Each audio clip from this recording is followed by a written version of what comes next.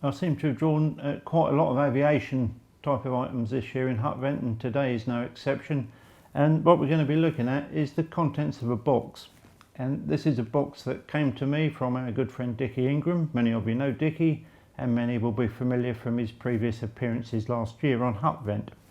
But Dickie used to work for a surplus dealer on the south coast, and occasionally people would bring things into the shop, and I got a phone call one day saying, "Here, Smithy, bloke's just walked in with a box full of old flying kit, are you interested?" And the box contained this. What these are is a pair of fug boots.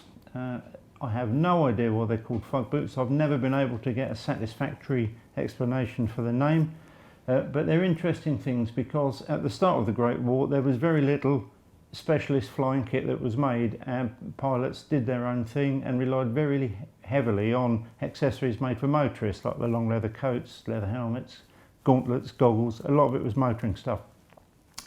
But these were designed by a really interesting chap, a prominent aviator in the Great War called Lano Hawker, who wanted a set of fur boots to cope with the low temperatures at altitude when he was flying. And he drew a design and took it to Harrods, and Harrods made them up for him, and they were very successful. A lot of his colleagues copied them. Eventually the War Office adopted the pattern. They were sealed in 1916, and then sadly from being fug boots they became boots flying long 22C/4, which I think I prefer fug boots. But Hawker was an interesting man. He was involved in a lot of innovation. He was involved in producing the 97 round magazine for the Lewis gun, for instance. He was awarded the DSO for attacking a Zeppelin shed by flying over it at 200 feet and dropping hand grenades on it. He was awarded a Victoria Cross for being the first man to bring down 3 German aircraft in one sortie. But sadly the thing that he's mostly remembered for is the fact that he died in a dogfight with Manfred von Richthofen, the notorious Red Baron. Ironically, he was flying from Bertongres in France at the time. I say ironically because it was Bertongres 18 months later where the Red Baron himself ended up being buried.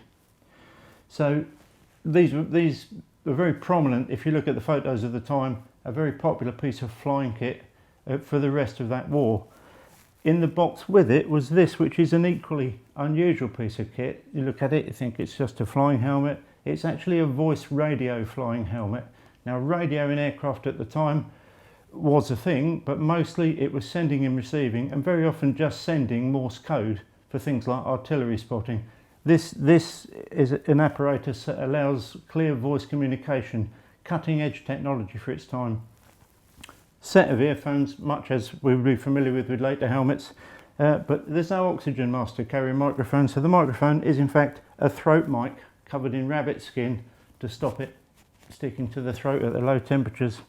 So sadly we know nothing more about these, but there is a lesson in the box for all of us, because somebody thought enough of these to preserve them, to keep them together, to store them in a box, but they never spent 10 minutes to just write on a piece of paper and tell us the story, because they're lovely things, but there will be an amazing story and that's lost. So please, if you've got those family gems under the stairs or in the loft, just take a minute to write down everything you know about it, and then the story will go down the generations with the objects.